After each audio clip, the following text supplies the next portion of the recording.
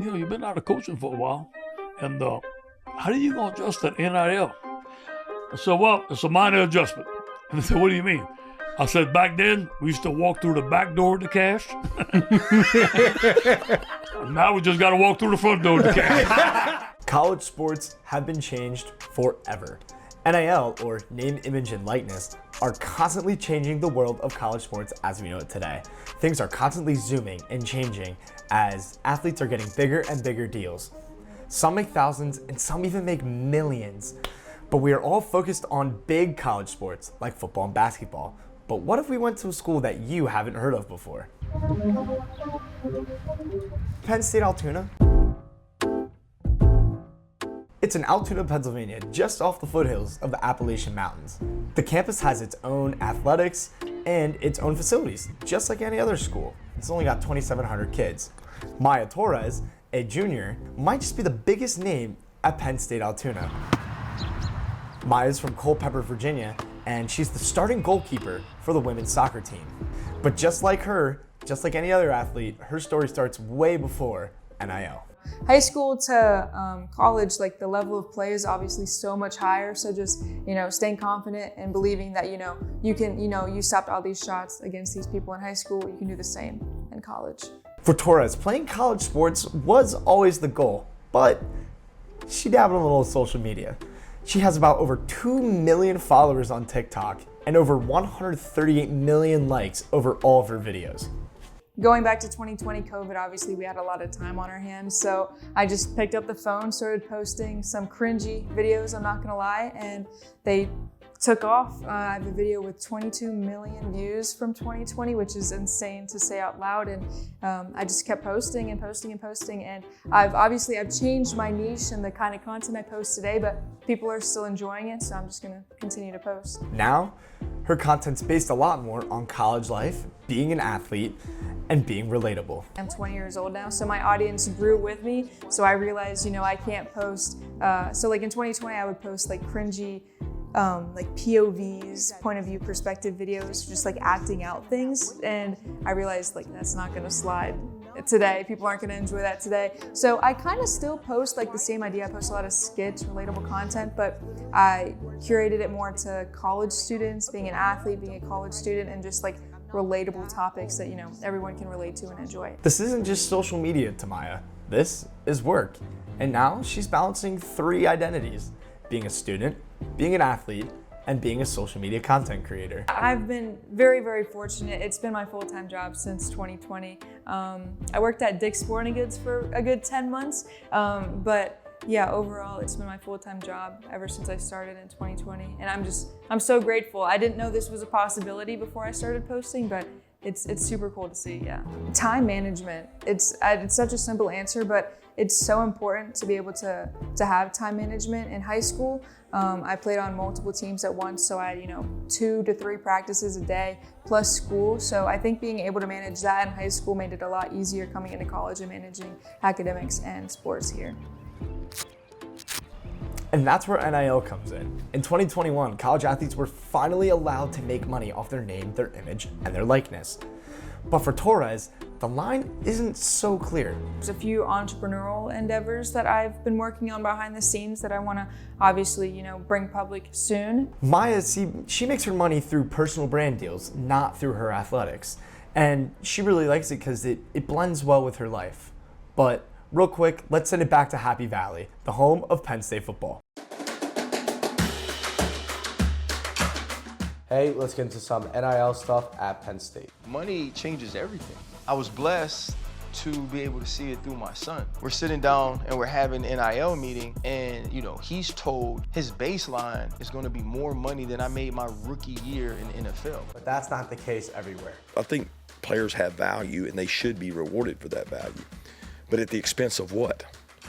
At the expense of us having 3 or 4 sports that can't do anything and support anything? So because they get the television revenue and because they raise it, should they get first dibs on all that and us not have other sports?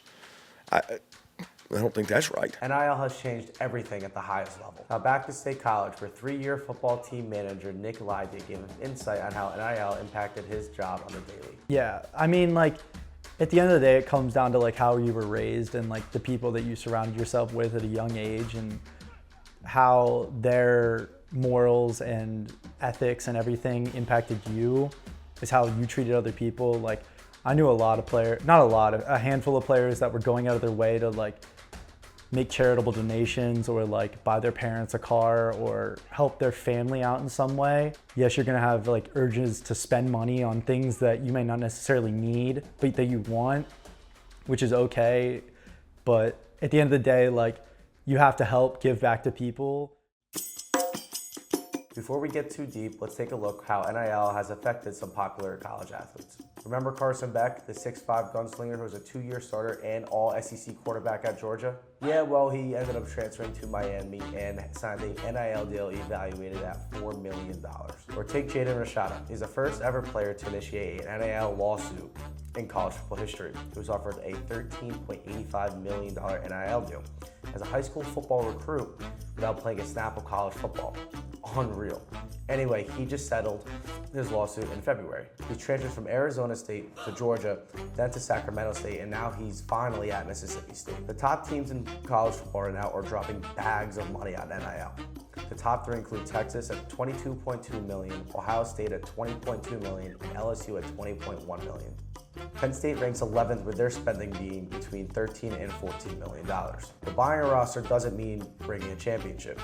Indiana spent $13.6 million, which was just 12th behind Penn State. So where do these large sums of money come from? To put it simply, schools have NIL collectives for their athletes, which are made of alumni and businesses that donate money specifically for player compensation. Other sources of money come from a local business or brand deals.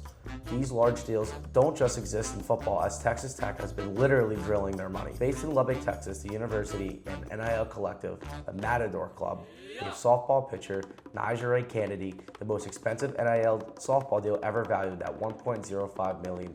Texas Tech made the big dance, but ultimately fell short. Before we get too far down the rabbit hole, let's spin it back to Maya. For Torres, this world feels distant. Remember when I first started posting, it comes with everyone that posts online. There's gonna be backlash. Not everyone is gonna enjoy what you post. I remember being bullied a little bit in high school because of the content that I was posting, but it really was just the DMs and the comments that I would get from the people that, maybe said that I made their day or, put a smile on their face. Like the happiness and joy that I brought to people overwhelmed the negativity. Her confidence is built the same way as any other athlete. It was quite difficult at first. I was thinking about ending my athletic career overall after my sophomore year, and my parents pushed me. They were like, hey, just visit one school or talk to a couple coaches. And the only school that I visited was Penn State Altoona. For some athletes, this is a business, but for others, it's still just a game. The guys at first were much more appreciative of the money versus expecting the money, where the guys who were there for years before NIL really took off, those guys understood it's about football, not about business. And from their standpoint, it was more so like, I'm here to play football, I'm getting paid on the side, like this is my dream life. And now it's like, all right, I want my money and then I'll play football. And players aren't just spending their money on stuff. NIL is growing fast and it's not slowing down, but it does open the opportunity for other athletes to make a living just like Maya. I love posting. I've been posting 6 years now, since 2020, and I still love posting, and I see myself continuing to love posting in the future. NIL is changing the landscape of college athletics. You all know the big money stories, the Lamborghini dreams, but for others, it's still a chance to earn money and play the sport that they love. And just maybe, that's where the real story is.